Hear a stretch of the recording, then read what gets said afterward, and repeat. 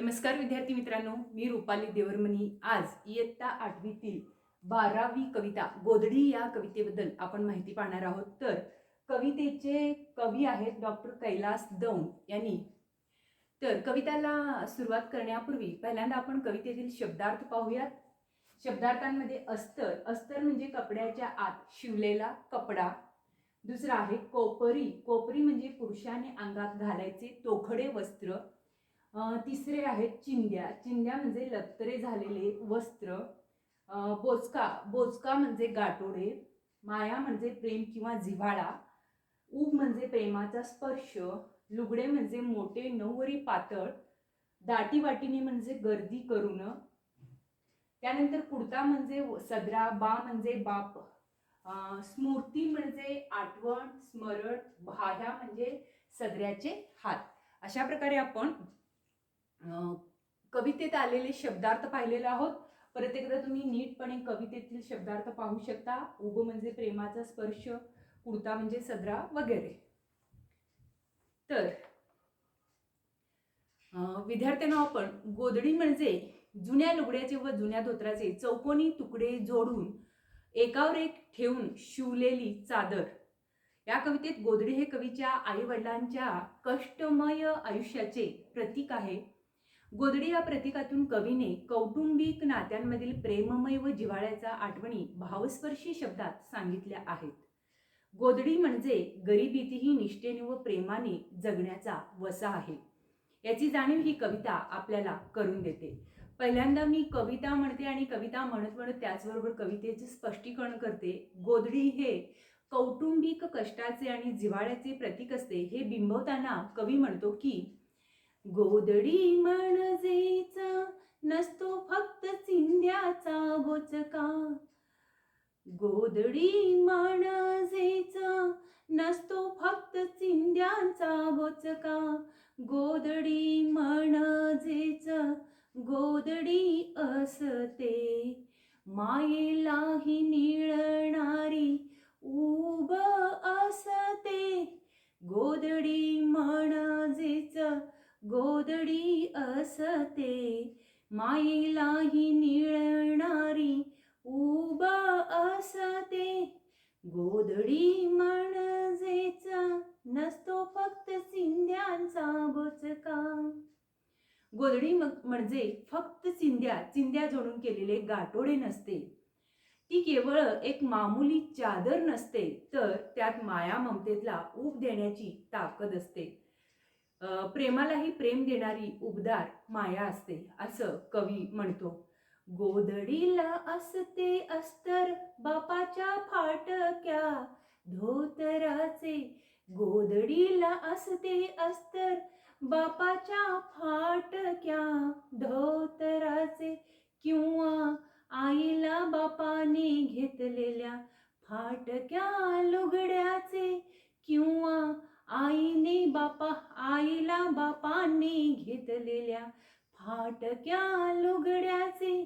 गोधडीच्या आत लपेटून शिवलेले कापड म्हणजे गोधडीचे अस्तर हे वडिलांच्या फाटलेल्या धोत्राचे किंवा आईच्या फाटक्या लुगड्याचे असते। म्हणजे गोधडीवर जणू आई बाबांची माया लपेटलेली असते। म्हणजे गोधडीच्या आत लपेटून शिवलेली कापड, ते तुटकं फाटकं कापड चौकोनी असं कट करून ते एकावर एक ठेवून शिवलेलं असतं। गोधडीचे हे अस्तर असतं हे वडिलांच्या फाटलेल्या धोत्राचं असतं किंवा आईच्या फाटक्या लुगड्याचं असतं। गोधडीवर जणू आई बापाची काय असते, माया लपटलेली असतो। ते आपण अंगावर पांघरून झोपा मारत असतो। आत गोधडीत अनेक चिंध्या असतात बसलेल्या दाटी वाटीनं। आईनं दटावून बसलेल्या दाटी वाटीनं। आईनं दटावून बसवलेल्या तेव्हा त्या फक्त चिंध्याच नसतात।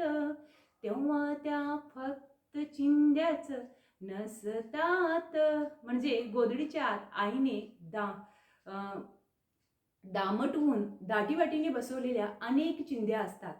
त्या फक्त वरवर पाहता चिंध्या नसतात, तर ते काय असतात, चिंध्या नसून ते आपल्याचं आई वडिलांचं माया आणि प्रेम त्यामध्ये असतं. त्यात असतो मामानं घेतलेला, त्यात असतो मामानं घेतलेला, भाच्याचा जीर्ण कुडता माहेरातून आलेलं, आईच्या लुडग्याचं पटकूर. म्हणजे त्या दाटी वाटीनं दामटावून घातलेली त्या तुकड्यामध्ये काय असतो? फक्त चिंध्याच असतो का? त्यात काय असतो? मामाने प्रेमाने भाच्याला घेतलेला जीर्ण झालेला सदरा असतो. मामानं आपल्या भाच्याला घेतलेला एक जुना जीर्ण झालेला काय असतो? सदरा असतो. आईनं माहेरून आणलेल्या आपल्या लुगड्याचा एक तुकडा पटकूर सुद्धा त्यात असते. ती सगळी आठवण त्या गोधडीत त्यांनी दमटावून ठेवलेले असतात. आणि पहिल्या संक्रांतीला बाण घेतलेलं, आणि पहिल्या संक्रांतीला बाण घेतलेलं, आईनं असंख्य ठिगळ लावलेलं, तिचं लाडकं लुगड, आईनं असंख्य ठिगळ लावलेलं, तिचं लाडकं लुगड. आणि पहिल्या मकर संक्रांतीच्या सणाला बाबाने आईला प्रेमाने घेतलेल्या तिच्या लाडक्या लुगड्याचे असंख्य ठिगळे लावलेले तुकडे असतात. आणि पहिल्या मकर संक्रांतीच्या सणाला बाबाने आईला प्रेमाने घेतलेल्या तिच्या लाडक्या लुगड्याचे असंख्य ठिगळे लावलेले तुकडे असतात. आणि बाच्या कोपरीच्या भाया आईनं ते सगळं, बाच्या कोपरीच्या भाया आईनं ते सगळं, स्मृतीच्या सुईनं शिवलेलं असतं त्यात, स्मृतीच्या सुईनं शिवलेलं असतं त्यात. बाबाने अंगात घातलेल्यानी आता जुन्या झालेल्या कोपरीच्या काय असतात? ते भाया असतात. म्हणजे शर्टच्या कोपरीच्या ते भाया सुद्धा त्या गोधडीत दामटवून दाटीवाटीनं आई घातलेली असते. हा सर्व ऐवज आईनं आपल्या आठवणीच्या सुईने गोधडीत लावलेला किंवा ओवलेला असतो, शिवलेला असतो. म्हणून गोधडी म्हणजे नसतो चिंध्यांचा बोचका, म्हणून गोधडी म्हणजे नसतो चिंध्यांचा बोचका, उभ असते उभ असते उभ. म्हणून ही गोधडी म्हणजे केवळ चिंध्याचे बोचके नसते. संसाराला हातभार लावलेल्या आईवडिलांचे कष्ट म्हणा, घाम म्हणा, अश्रू, श्वास, नात्यांची ओढ व प्रेमळ जिव्हाळा या सर्वांची मायेची ऊब त्या गोधडीमध्ये सामावलेली असते. अशा प्रकारे गोधडी हे आईवडिलांच्या कष्टमय जीवनाचं प्रतीक आहे.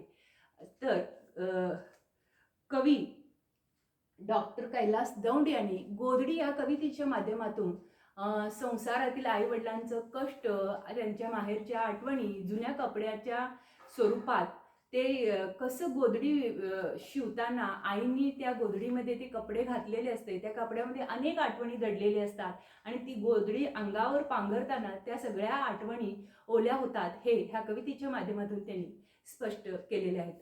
इथं आपली कविता संपते. धन्यवाद.